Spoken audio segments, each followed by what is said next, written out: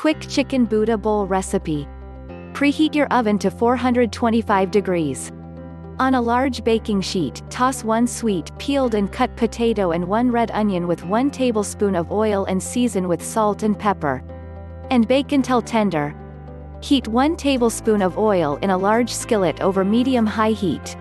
Season 1 pound of boneless chicken breasts with half a tablespoon of garlic powder, half a tablespoon of ginger, salt, and pepper. Cook until the chicken turns golden and no longer pink. Let it rest for 10 minutes, then slice. Whisk together 1 clove of garlic, 2 tablespoons of peanut butter, 1/4 cup of lime juice, 1 tablespoon of soy sauce, and 1 tablespoon of honey.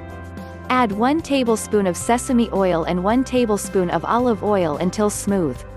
Divide 4 cups of cooked brown rice among 4 bowls and top each with the sweet potato mixture, chicken, 1 sliced avocado, and 2 cups of baby spinach.